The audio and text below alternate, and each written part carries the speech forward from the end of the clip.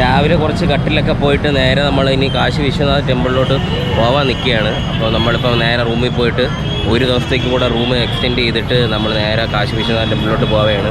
അപ്പോൾ നമുക്കിപ്പോൾ കാണാൻ പറ്റും ഇതൊരു മെയിൻ ജംഗ്ഷനാണ്. കണ്ട ഒരു മെയിൻ ജംഗ്ഷനിൽ ഒരു സ്തൂപത്തിൻ്റെ മുകളിലൊരു നന്ദിയുണ്ട്. ഇതുവഴിയാണ് ആക്ച്വലി നമ്മൾ കാശി വിശ്വനാഥ ക്ഷേത്രത്തിലോട്ട് പോകുന്നത്. നല്ല അത്യാവശ്യം നല്ല തിരക്കുമുണ്ട്, മുടിഞ്ഞ വെയിലുമുണ്ട്.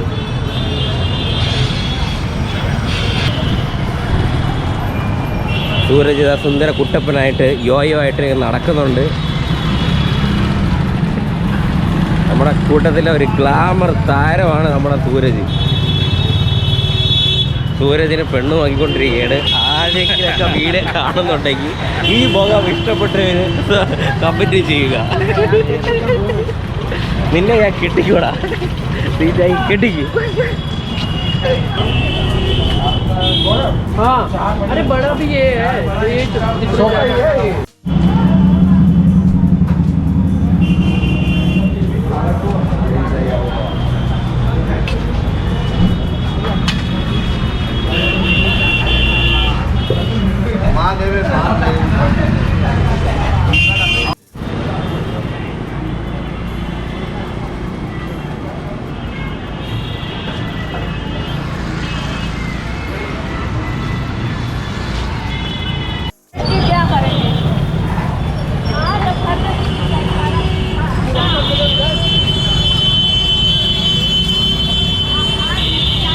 സൂപ്പർ സംഭവം കാണുന്നു. ഇതാണോ എന്തോന്ന് അറിയത്തില്ല. അപ്പോൾ നമ്മൾ കാശി വിശ്വനാഥ ക്ഷേത്രത്തിൻ്റെ എൻട്രൻസിൻ്റെ അവിടെ നിൽക്കുകയാണ്. അകത്ത് വീഡിയോ ഒന്നും ചെയ്യാൻ പറ്റില്ല, ബാഗൊന്നും കയറ്റത്തില്ല, എവിടെയെങ്കിലും കൊണ്ട് വെച്ചിട്ട് കയറാനൊക്കെ പറയുന്നു. അപ്പം അങ്ങനെ ഒരു പരിപാടിയായിട്ട് ഇരിക്കുകയാണ്. അപ്പോൾ എങ്ങനെ അകത്ത് കയറും എന്ന് ആലോചിച്ചുകൊണ്ട് ബാഗൊക്കെ എവിടെ വെക്കുമ്പോൾ എന്നാലോചിച്ച് ഡാർക്കായിട്ടിരിക്കുകയാണ്. എവിടെയെങ്കിലും എന്തെങ്കിലും ചെയ്യണം. ഇതാണ് ഇതിൻ്റെ എൻട്രൻസ്. ഇതിൻ്റെ അകത്തോട്ട് ബാഗൊന്നും കയറ്റി വിടില്ല. മൊബൈൽ അലൗഡ് ആണോ എന്ന് പോലും അറിയത്തില്ല.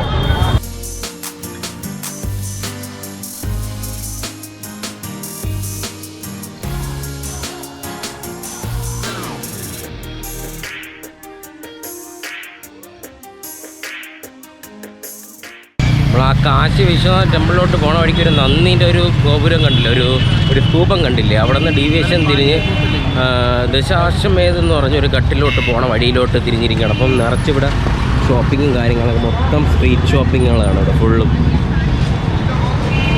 കൂടുതലും സാരീസ്, ഡ്രസ്സ് അങ്ങനെയൊക്കെയാണ് ഉള്ള ഷോപ്പുകളാണ് ഇവിടെ കൂടുതലും.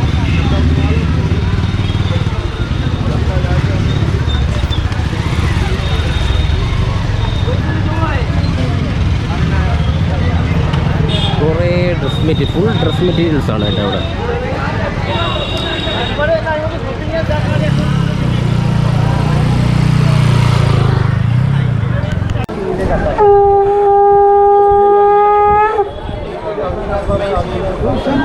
കുറേ രുദ്രാക്ഷവും കുറേ മാലയൊക്കെ ഇവിടെ വിൽക്കുന്നുണ്ട്.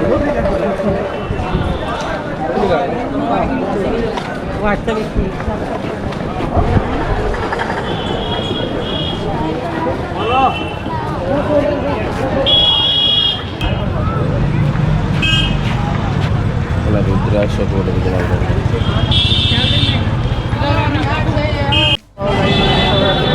കാശി വിശ്വനാഥ് ഗിരി ജസ്റ്റ് ഒന്ന് പോയി നോക്കാം.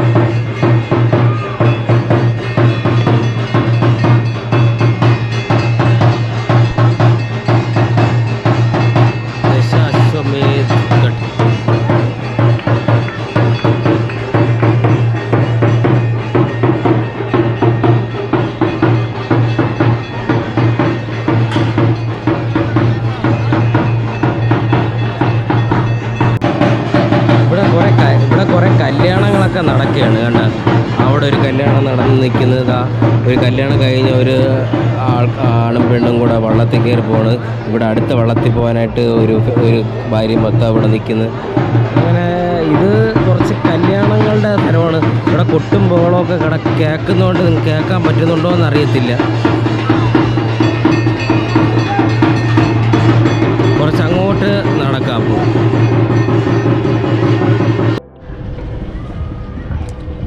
മൻമഹൽ ഘട്ട് കണ്ട ഇവിടെ കുറേ ഒരു കോട്ട പോലെയൊക്കെ ഉണ്ടാക്കി വെച്ചേക്കുകയാണ്. ആക്ച്വലി ഇത്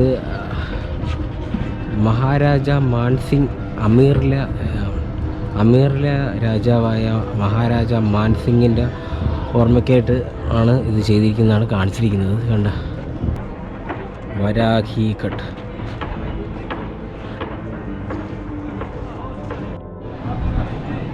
തൃപ്പൂർ ഭൈരവി ഘട്ട്.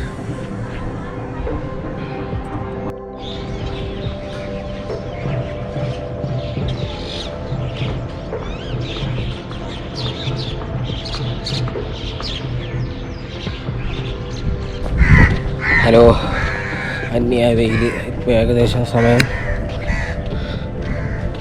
2:45 തിരിച്ച് വീണ്ടും ഈ ഘട്ടിലേക്ക് നമ്മൾ കേദാർ ഘട്ടിലേക്ക് തിരിച്ച് നടന്നുകൊണ്ടിരിക്കുകയാണ്. അന്യായ വെയിലെന്ന് പറഞ്ഞാൽ അന്യായ വെയിൽ, ഒരു രക്ഷയില്ല. അങ്ങനെ ഓരോരോ ഘട്ടിൽ നിന്നും ഘട്ടിലേക്ക് പൊയ്ക്കൊണ്ടിരിക്കുകയാണ്. പക്ഷേ ഇപ്പോൾ തിരക്ക് കുറവാണ്. ചില ഘട്ടിൽ മാത്രമേ ഉള്ളൂ ഭയങ്കര തിരക്ക്. നേരത്തെ കണ്ട ദശാശ്വമേധ് ഘട്ടിലൊക്കെ ആണെങ്കിൽ കല്യാണമൊക്കെ നടക്കുന്നതിൻ്റെ തിരക്കൊക്കെയാണ്. ഇങ്ങോട്ട് പിന്നെ അധികം തിരക്കൊന്നും കണ്ടിട്ടൊന്നുമില്ല.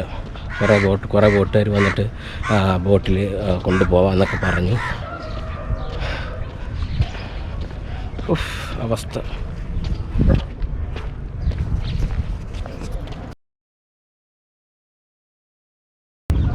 ഹായ് ഫ്രണ്ട്സ്, അപ്പോൾ നമ്മൾ ഗംഗ ആരതി കാണാനായിട്ട് ഒരു വള്ളം നമ്മൾ പ്രൈവറ്റായിട്ട് എടുത്തിട്ടുണ്ട്. ഒരാൾ തുഴയും. അപ്പോൾ ഞാനും സൂരജും മാത്രമേ ഉള്ളൂ. 1000 രൂപയാണ് അവർ പറഞ്ഞിരിക്കുന്ന റേറ്റ്. അപ്പോൾ നമ്മൾ വള്ളത്തിൽ കയറി നേരെ ആരതി കാണാൻ പോവുകയാണ്. ആരതി കാണുന്നത് മാത്രമല്ല, ഫുൾ ഘട്ടുകൾ അവർ കൊണ്ട് കാണിക്കുമെന്നാണ് അവർ പറഞ്ഞിരിക്കുന്നത്. അപ്പം നേരെ അപ്പോൾ അവർ ഗംഗ ആരതി കാണാനായിട്ട് നമുക്കങ്ങ് പോകാം. അപ്പോൾ നമ്മൾ വള്ളത്തിലോട്ട് കയറാൻ പോവുകയാണ്.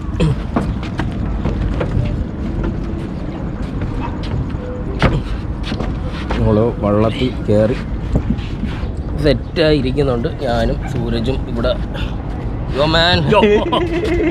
സെറ്റായിരിക്കുന്നുണ്ട്. നമ്മളപ്പം വള്ളത്തിൽ കയറിയിട്ടുണ്ട്. വള്ളത്തിൽ കയറി നമ്മുടെ പയ്യ തുഴയാണ്. ഒരു 360 വ്യൂ കാണിച്ചത്.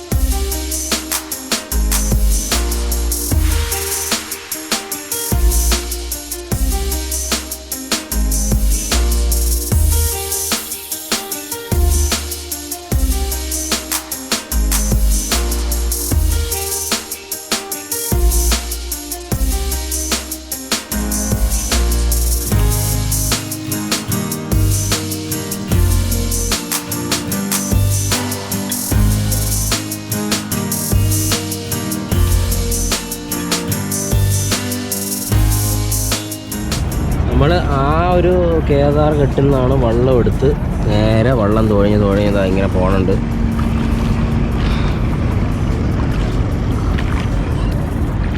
ഇങ്ങനെ ഓരോ ഘട്ടുകളുണ്ട്. അവിടെ 2 ബോഡീസ് ദഹിപ്പിച്ചുകൊണ്ടിരിക്കുകയാണ്. കാണാൻ പറ്റുന്നുണ്ടോ എന്നറിയത്തില്ല.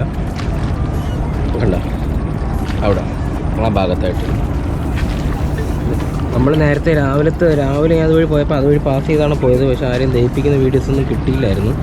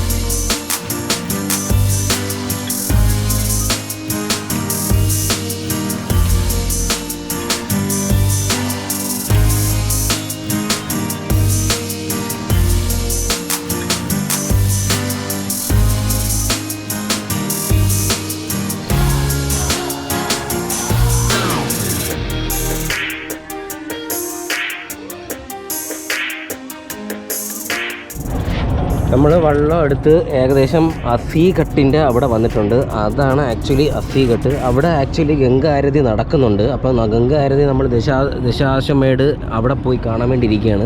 അപ്പോൾ ഇവിടെ വരെ വന്ന് നമ്മൾ ഏകദേശം ആ ഘട്ടമൊക്കെ കണ്ടിട്ട് നേരെ ഈ സൈഡിൽ കൂടെ നേരെ നമ്മൾ ആ പറയുന്ന ദശാശ്വമേട് ഘട്ടിലോട്ട് പോവുകയാണ്. അപ്പം ഏകദേശം നമ്മളിവിടെ ദശാശ്വമേട് ഘട്ടിൻ്റെ അവിടെ എത്തിയിട്ടുണ്ട്. ഇവിടെ നിറച്ച ആൾക്കാർ നേരെ നിൽക്കുകയാണ് ഈ ഗംഗ ആരതി കാണാനായിട്ട്. വല്ലാത്തൊരു ഫീൽ തന്നെയാണ് ഈ ഒരു സ്ഥലത്ത് കിട്ടുന്നത്. വല്ലാത്തൊരു പോസിറ്റീവ് എനർജിയാണ് കേട്ടോ നമുക്ക് കിട്ടുന്നത്. അപ്പോൾ ഇനി വെള്ളം എനിക്ക് തോന്നുന്നു കുറച്ചും കൂടെ മുമ്പിലോട്ട് അടുപ്പിക്കുന്ന തോന്നുന്നത്. അപ്പോൾ ഗംഗ ആരതി ഇതുവരെ തുടങ്ങിയിട്ടില്ല. 7 മണിക്ക് തുടങ്ങൂ എന്നാണ് പറയപ്പെടുന്നത്.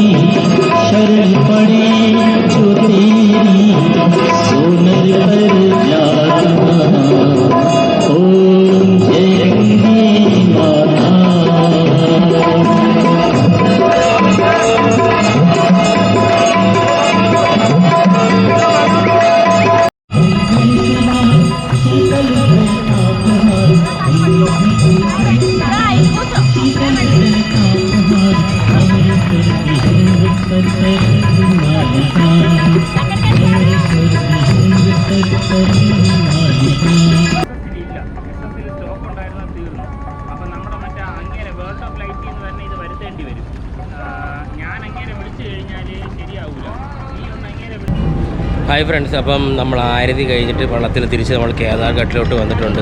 ഒരു രക്ഷയില്ല, നല്ല വല്ലാത്തൊരു പോസിറ്റീവ് എനർജിയാണ് ഇപ്പോൾ കിട്ടിയിരിക്കുന്നത്. പിന്നെ അടുത്ത് നേരെ റൂമിൽ പോവുക, ഫ്രഷപ്പ് ആവുക, കിടക്കുകയാണ്. ചിലപ്പം ഷോപ്പിങ്ങിന് എല്ലാം പുറത്തോട്ടില്ല, സ്ട്രീൽ ഷോപ്പിങ്ങിനും എല്ലാം പോകത്തേ ഉള്ളൂ. അത് കഴിഞ്ഞിട്ട് നാളത്തെ പരിപാടി എന്ന് പറഞ്ഞാൽ രാവിലെ എണീറ്റ് ബലിയിടാൻ എനിക്ക് പോകണം.